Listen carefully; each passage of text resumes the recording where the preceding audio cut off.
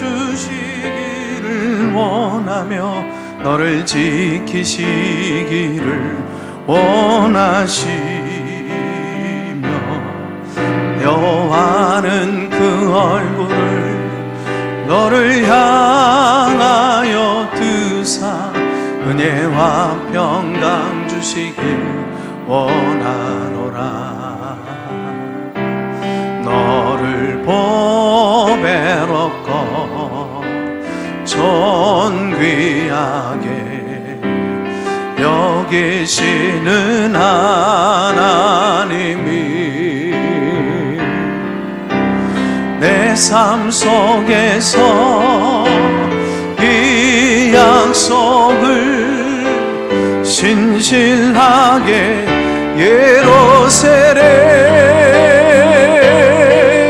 땅에 기름진 것으로 하늘에 신령한 곳으로 너를 복주시고 지키실 하나님이 너의 영혼 잘 되도록 은혜 베푸시며 평강으로 인도하시리.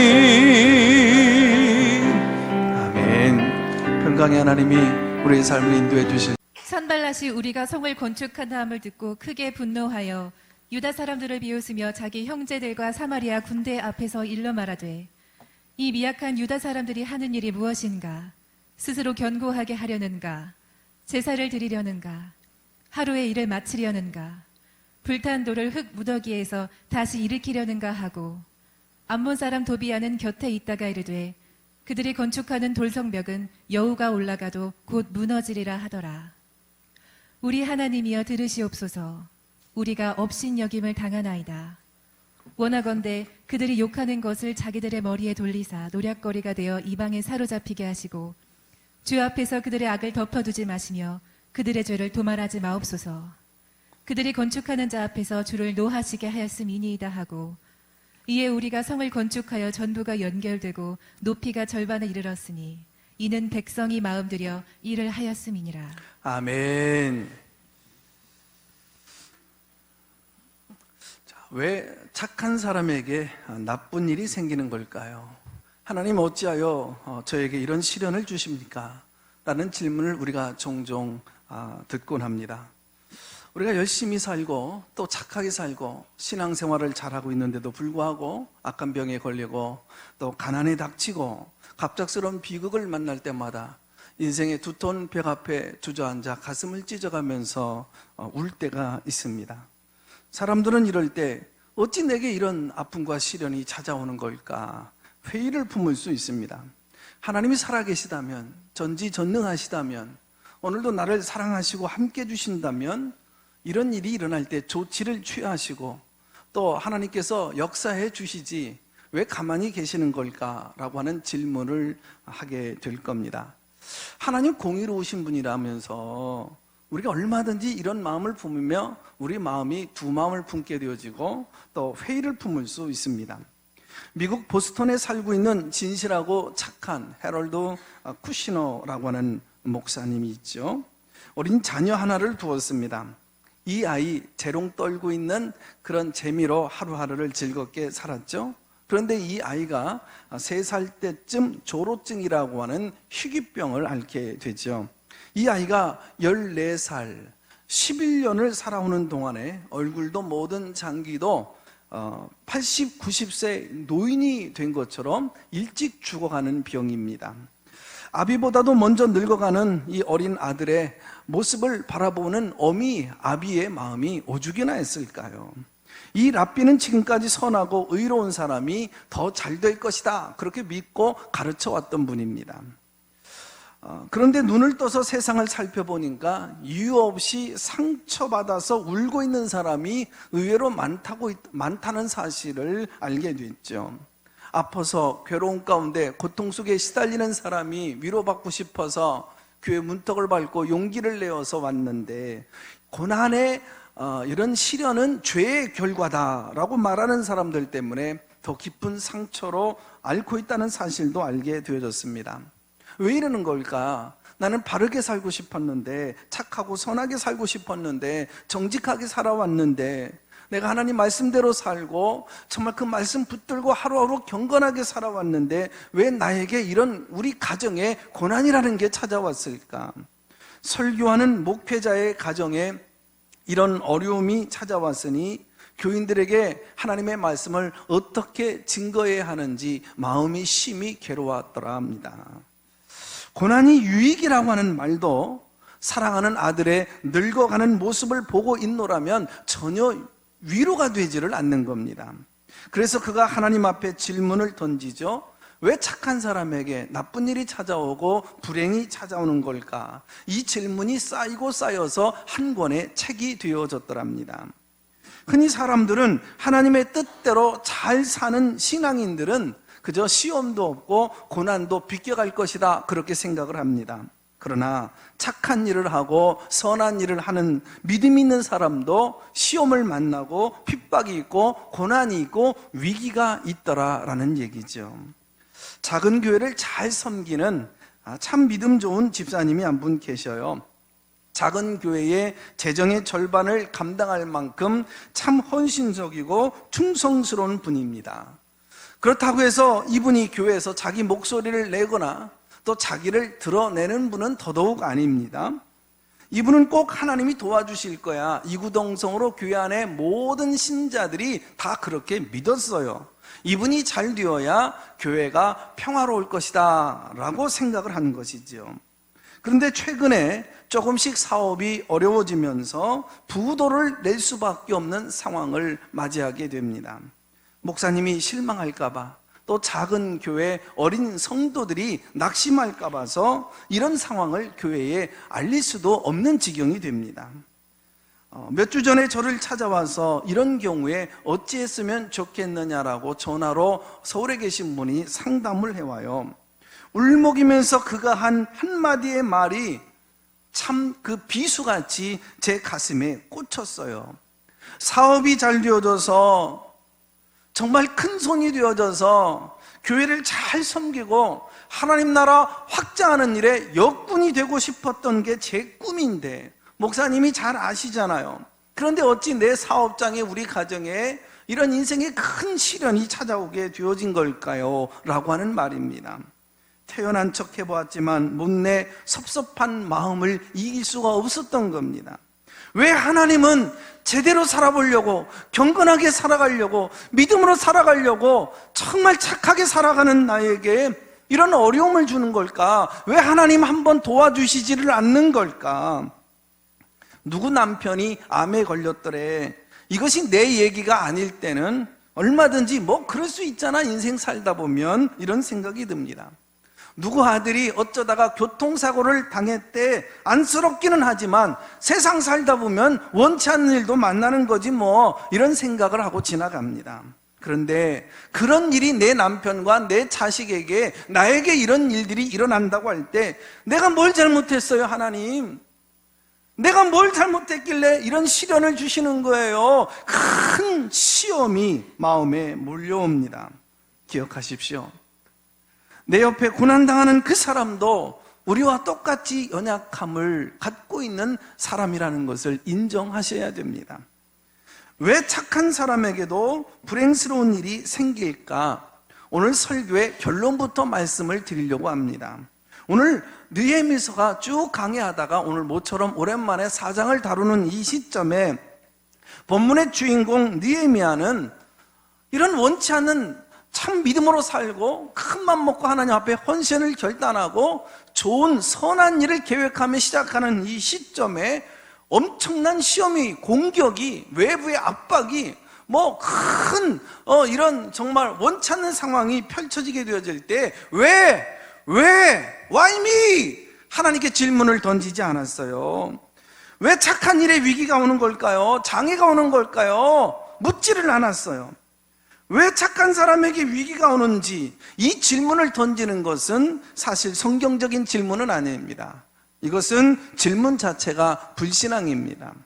느헤미야는 질문하지 않았습니다. 그냥 대처해 나갔어요. 그냥 이겨냈습니다. 원수의 질문에 대답하지 않았습니다. 그 문제를 잡고 징징 짜지 않았습니다. 그 문제를 해결했어요. 공격하는 원수들에게 그냥 승리로 대답해 주었을 뿐입니다. 문제에 파묻혀 있지도 않았습니다. 또 질문하느라고 그 질문에 매몰려 살지도 않았어요. 여러분 기억하십시오. 죽은 시체에 총을 겨누는 사람은 아무도 없습니다. 화살은 적장의 가슴을 늘 노리는 것입니다. 전쟁터의 총알은 늘 장교들에게 제일 먼저 총알이 날라올 수밖에 없는 거죠. 마귀가 오늘도 가장 싫어하는 것은 자기 영토를 뺏기는 것입니다. 자기 백성, 자기 수하, 자기 노아, 노예를 여러분 빼앗기는 거잖아요. 그래서 어쩌면 착한 일을 하기 때문에 위기가 찾아오는 것입니다.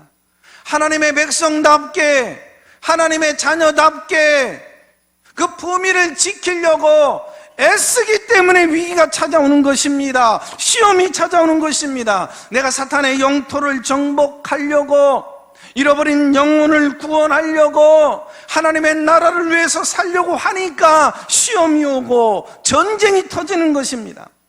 그저 나 혼자 잘 먹고 잘 살려고 허둥바둥다는 사람에게 이런 시험이 올까요? 하나님을 잘 섬기려고 하는 사람, 그 사명에, 그 본질에 집중하려고 하는 사람에게 올 수 있는 위기다라고 하는 것입니다. 여러분, 착한 사람이 착한 일을 하다가 왜 이런 아픔이 내게 오느냐 질문을 던지기보다 그냥 이기십시오. 전방위적인 위기 시대에 우리가 살아갈 때에 비둘기처럼 순결하게 사는 것, 여러분 아름답고 아무나 그렇게 살 수 있는 거 아닙니다. 뱀처럼 지혜롭게 약삭빠르게 문제를 대처하며 요리조리 해결하는 것, 그것도 역시 아무나 할 수 있는 일 아닙니다. 그러나 원치 않는, 뜻하지 않는 무방비 상태에 어떤 위기와 시험이 있어도 그저 견뎌낼 수 있는 내공이 있는 단단한 신앙인으로서 이 세상을 살아갈 수 있기를 바랍니다. 문제와 사탄을 대적하고 그냥 승리하는 것, 이게 믿음의 사람들이 세상을 정복하고 살아가는 방법들이겠죠. 느헤미야가 예루살렘으로 돌아옵니다. 절망에 빠져 있습니다. 나부러져 있는 것입니다. 우리는 이제 아무것도 못해. 그러나 그들에게 성벽 재건의 비전을 던집니다. 낙심하고 좌절하고 있는, 그리고 실패의 상처로 얼룩진 백성들의 상처를 치유해주고 잠든 믿음을 깨워줍니다. 양문을 수척하자 예배의 문을 세웁니다. 그리고 다시 예배를 드리기 시작합니다. 기도를 하기 시작합니다. 이랬더니 예루살렘 주민들이 모두 다 일어나서 맡겨진 일터로 돌아가, 그리고 무너진 돌더미들을 다 치우고 자기에게 맡겨지는 그 성벽 돌들 하나하나를 쌓아가는 것입니다. 세계 도처에 흩어져 있던 유대인들이 하나둘씩 몰려들기 시작합니다. 대제사장, 제사장, 레위인, 기업인들, 이곳저곳에서 흩어져서 장사했던 사람들, 젊은이들, 여성들, 공무원들, 노동자들 할 것 없이 모두가 함께 허리띠를 잡고 일어납니다. 이런 모습을 보고 연약해져 있던, 눌려 살았던 유대인들이 스스로 놀란 거죠.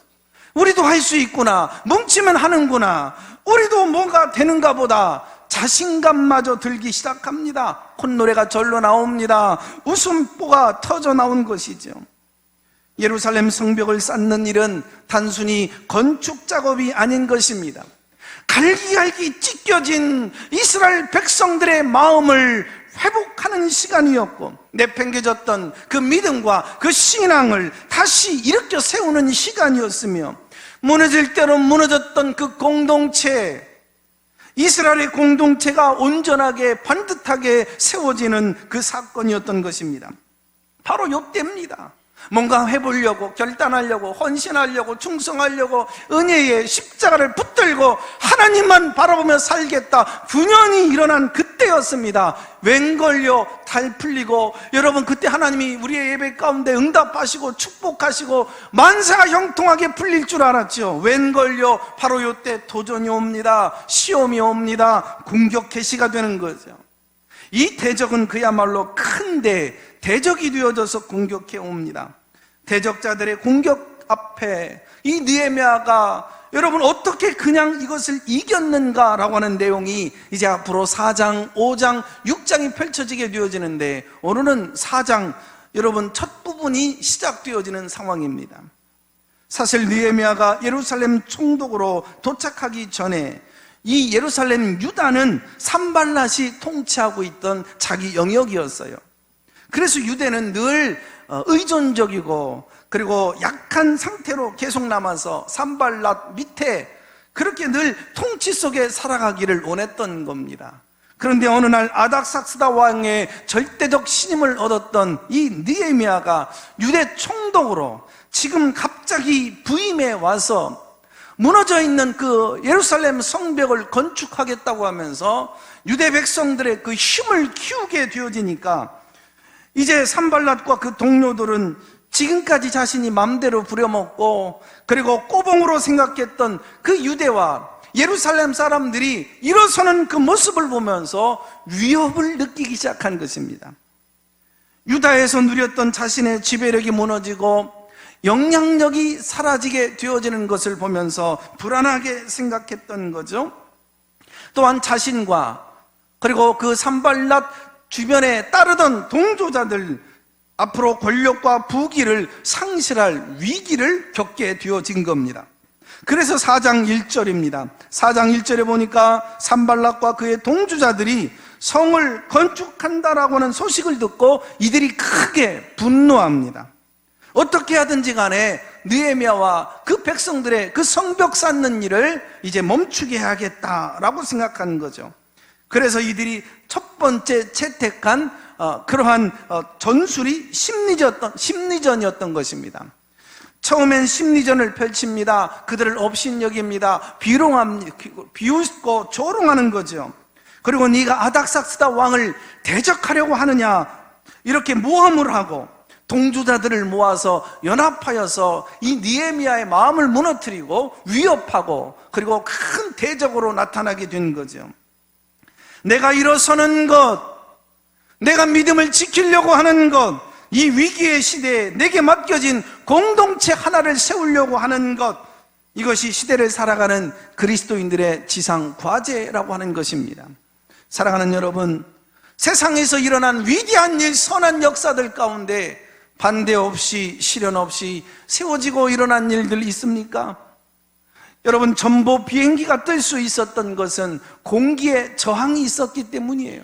쾌석장이 물살을 힘차게 여러분 가르면서 달릴 수 있었던 것은 바로 공기에 물의 저항이 있었기 때문에 그런 것입니다.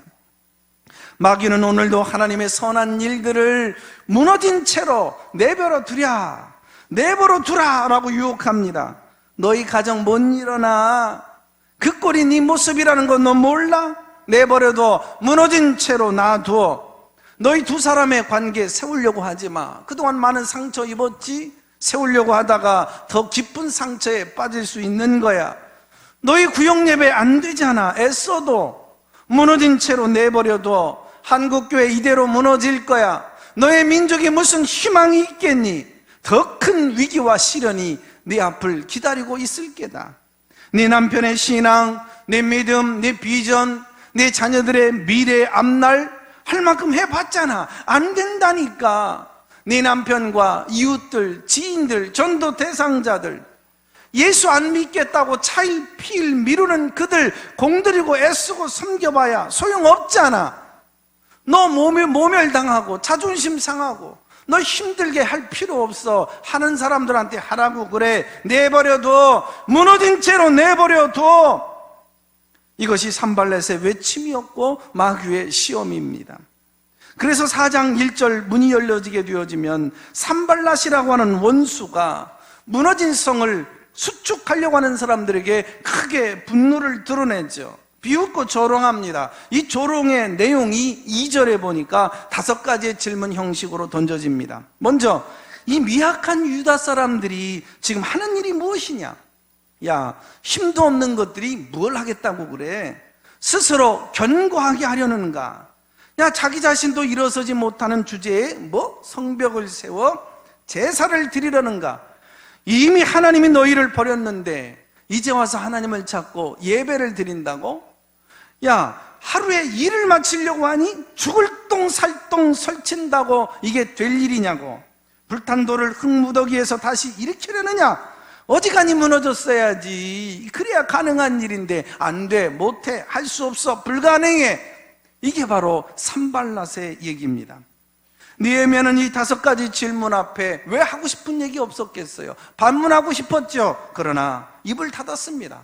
아무런 대답을 하지 않았습니다. 그냥 못 들은 척 기도합니다. 그냥 일을 합니다. 만약에 공격해 오면 내가 당당히 대적하겠다라고 만반의 준비를 갖추고 그냥 일을 하는 것입니다. 대답은 누가 했을까요? 3절입니다. 산발랏, 그 사탄의 졸개 바로 도비아입니다. 그들이 건축하는 돌 성벽은 여우가 올라가도 곧 무너지리라. 사탄의 힘 빼기 작전에 동조하는 자는 바로 이 사탄의 졸개나 하는 짓들이지요. 믿음의 집에는 사탄이 거할 수 없습니다. 서로 사랑하는 화목한 집에는 사탄이 거할 수 없는 줄로 믿습니다. 기쁨이 가득한 집, 감사와 찬양이 가득한 집, 서로 격려하고 붙들어주고 칭찬하는 가정에는 사탄이 거할 수 없는 줄로 믿습니다. 교회든 가정이든 조그만한 소그룹이든지 간에 비웃음이 있고 조롱이 있고 비난이 있고 부정적인 말이 난무하는 그곳에는 사탄이 법적으로 붙어서 공동체를 무너뜨릴 수 있는 법적인 자격을 갖추게 되는 것입니다. 느헤미야는 산발랏의 조롱에도 도비아의 비난에도 아랑곳하지 않았어요. 그들과 더러운 말을 섞지를 않았습니다. 아무런 관심이 없는 듯 4절에 5절에 보니까 오직 느헤미야는 하나님께 말씀을 드립니다. 우리 하나님이여 들으소서. 우리가 업신여김을 당하나이다. 하나님 백성이 저까지 것들에게 업신여김을 당하고 있습니다. 원하간대 그들이 욕하는 것들 자기들의 머리에 돌리사 노략거리가 되어져서 이방에 사로잡히게 하소서. 느헤미야는 여러분을 향한 사탄의 조롱을 오히려 조롱하고 있는 것입니다. 악한 자들의 그 비웃음을 오히려 비웃고 있는 거예요. 하나님의 공동체 안에서나 또 가정에서나 어디서나 사탄의 말에 귀를 기울이다가 쓰러지고 넘어지는 자들이 있습니다. 10절입니다. 유다 사람들은 이르기를 흙무더기가 아직도 많거늘 짐을 나르는 자의 힘이 다 빠졌으니 우리가 성을 건축하지 못하리라. 그들에게 동조하다가 독을 마신 사람처럼 다리가 후들거리고 온몸에 힘이 다 빠지고 아무것도 못할 지경이 되었다라고 넋두리를 하고 있는 모습입니다. 우리 곁에도요 세상 엔티들이 있습니다. 공격자들이 있습니다. 그들이 하나님을 비웃고 교회를 비난하는 말에 좋아요라고 누르고 동조하다가 신앙을 잃어버린 사람들, 기쁨을 잃어버린 사람들, 교회 생활을 잃어버린 사람들, 하나님의 은혜를 잃어버린 사람들이 주변에 종종 많이 있죠. 자신이 산발랏이 되고 도비아가 되었다는 사실을 알지 못하고 사단의 대변인이 되어져서 살아가는 어리석은 사람들입니다. 여러분, 카누 경기를 아십니까? 여러분, 이 카누 경기를 보면은요, 양쪽에 4명씩 노를 잡고 물살을 가르는 경기입니다. 정작 9번째 선수 한 사람이 있어요. 뒤를 돌아서 선수들을 바라봅니다. 손에는 노가 없어요. 영차, 정말 잘한다. 얼쑤, 좋고, 바로 격려하는 사람입니다. 전방위적인 위기의 시대의 9번째 선수, 영차, 이 얼쑤에 고수가 있어야 그 가정이 살고 공동체가 살아나는 것입니다. 여러분, 사탄의 공격은요 얼마나 집요하고 끈질긴지 우리가 한두 번 이겼다라고 무장 해제해서는 안 됩니다. 모세가 출애굽할 때에 10가지 재앙이 내리잖아요.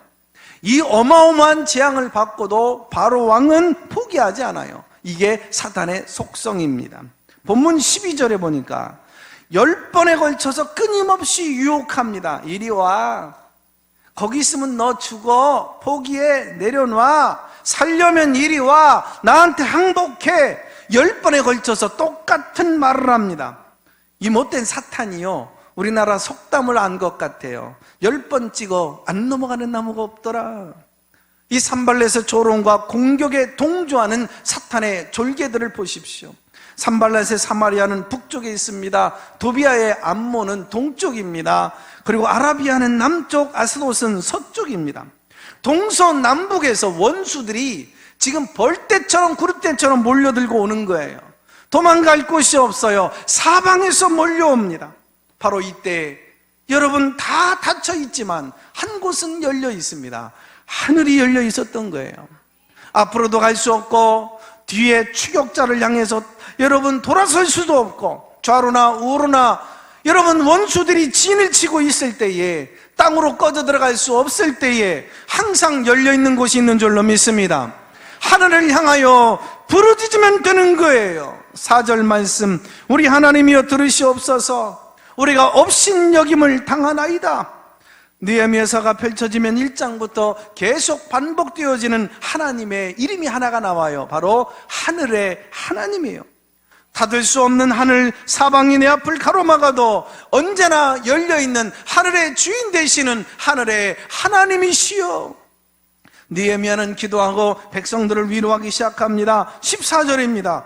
문제를 두려워하지 말아라.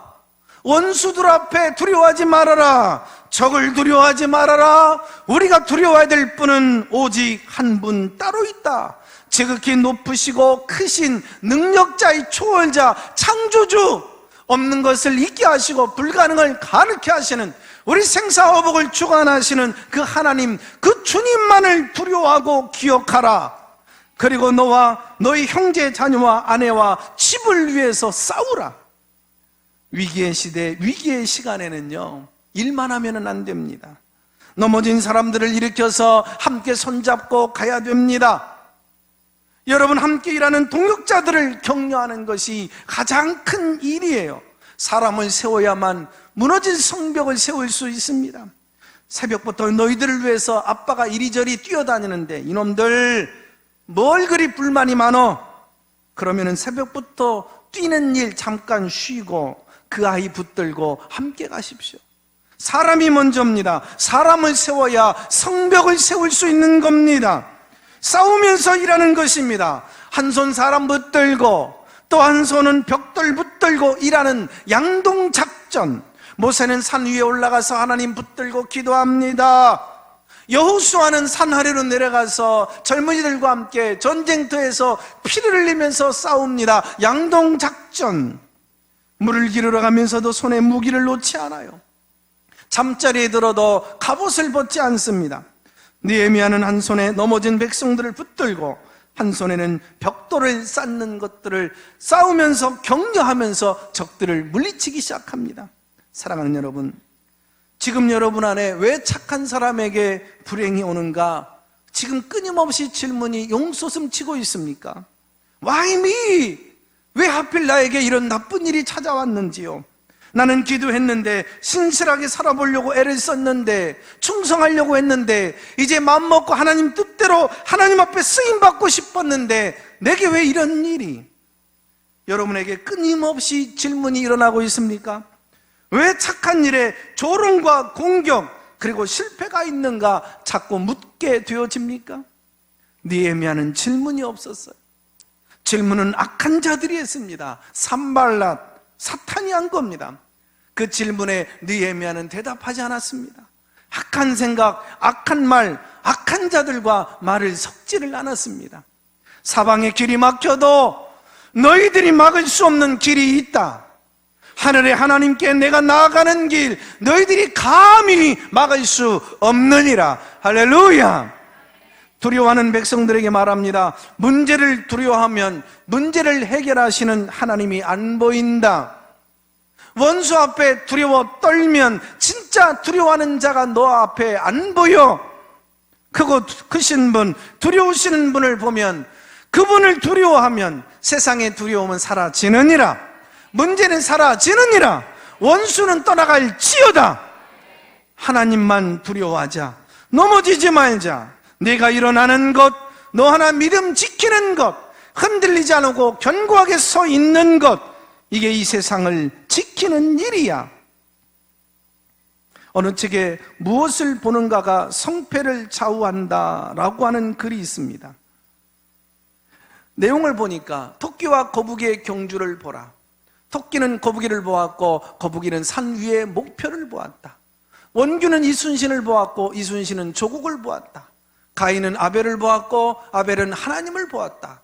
사울은 다윗을 보았고 다윗은 만군의 하나님을 보았다. 산발랏은 느헤미야를 보았고 느헤미야는 하나님의 역사 크고 두려우신 하나님을 보았다. 내 눈에 문제가 먼저 보이면, 내 귀에 먼저 들리면, 악한 자들이 보이면 나는 이미 치고 있는 거다. 여러분, 그들이 보이지 않으면, 내 속에 질문이 사라지면, Why me? 의심이 사라지면 이미 승리는 시작된 것인 줄로 믿습니다. 문제는 이미 해결되고 있는 것인 줄로 믿습니다. 지금부터 1973년 여의도 광장에서 빌리그레암 목사님의 전도 집회가 있었습니다. 인생을 살다가 인생의 늪에 빠지면 여기서 어떻게 헤집고 빠져나오는가 라고 하는 강의가 있었는데, 이 빌리그레암의 전도대원 가운데에 그분이 청소년 시절에 있었던 조그만한 경험 하나를 들려줍니다. 청소년 시절 친구와 함께 깊은 산속에 내려갔다가 그곳에서 길을 잃어버렸어요. 그래서 내려가야겠다 싶어서 내려가는데 당혹스럽더랍니다. 골짜기라는 골짜기는 다 내려가도 길이 보이지를 않는 거예요. 마침 산 할아버지를 만났습니다. 이 깊은 산 중에서 길을 잃어버리면 골짜기는 내려가면 큰일 난다. 올라가라. 언덕에 올라서서 보면 내려갈 길이 보인다. 마을이 보여. 갈 방향이 보인다. 라고 하는 조언입니다. 그래서 올라갔습니다. 저기 길이 있네.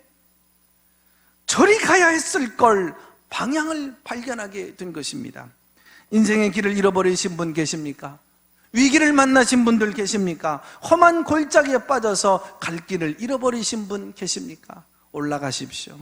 믿음이 올라가면 승리의 길이 보이게 되어질 줄로 믿습니다. 말씀을 묵상하며 함께 이 시간 기도하겠습니다.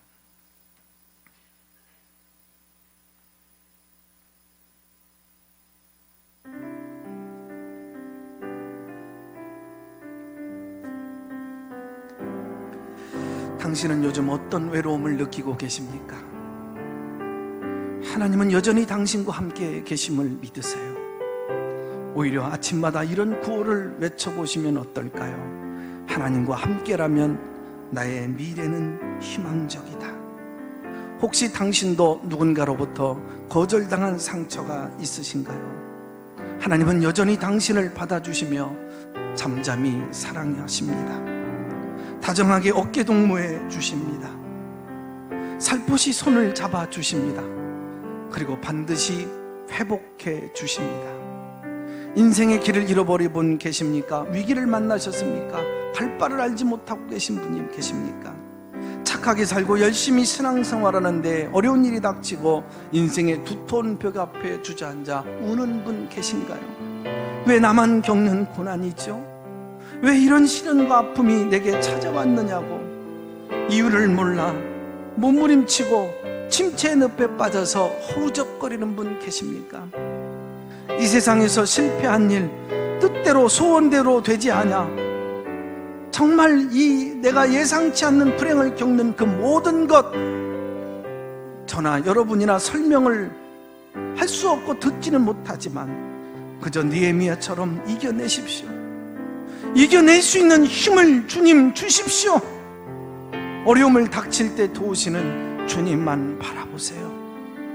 우리를 돕고 계시는 성령님을 의지하십시오. 그러니 남들은 지쳐 앉아 있을지라도 당신만은 일어서세요. 힘을 내세요. 주님이 손잡고 계시잖아요.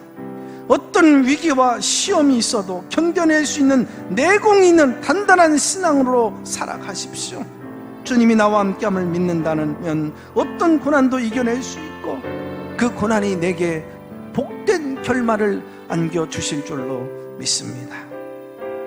사랑의 주님, 오늘 여기 앉아있는 모든 주의 백성들, 때로는 마음을 먹고 정말 주님을 위해서 살아가며 정말 결단하며 헌신하며 살아가는데 원치 않는 어려움과 시련이 다가올 때가 있습니다. 그들 때마다 하나님 원망하고 왜라고 하는 마음을 갖기보다 정말 하나님 내가 먼저 믿음을 키우고 먼저 그 신앙의 경지로 올라설 수 있는 승리자가 되게 하여 주시옵소서. 성령님 위로하시고 도와주실 줄로 믿습니다. 힘을 내도록 도와주시옵소서. 예수님의 이름으로 기도합니다. 아멘.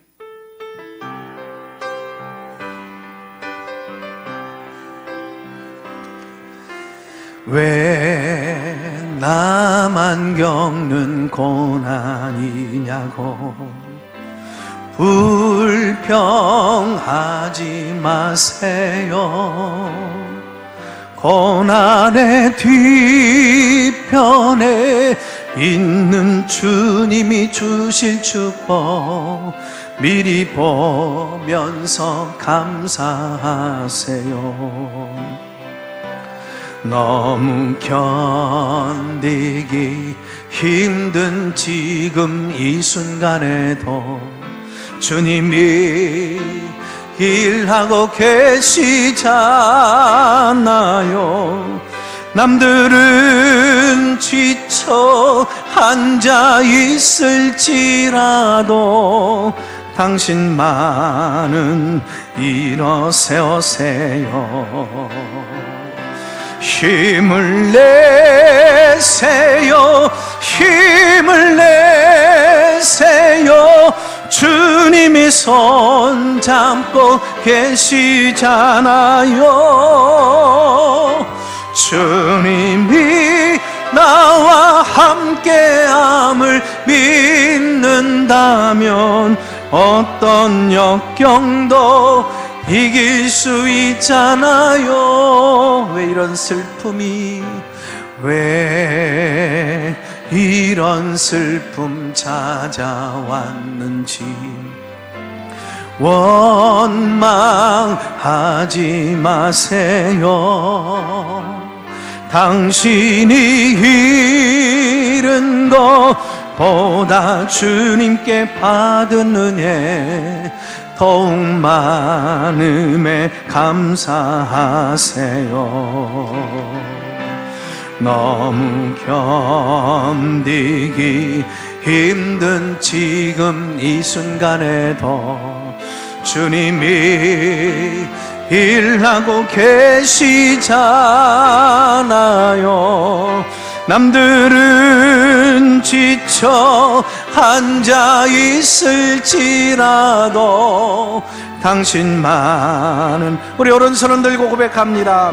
힘을 내겠습니다. 주님 힘을 내세요. 힘을 내세요. 주님이 손 잡고 계시잖아요.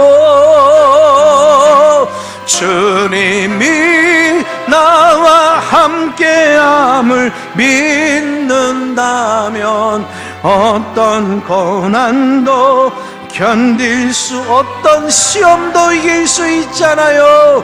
어떤 시험도 이길 수 있잖아요.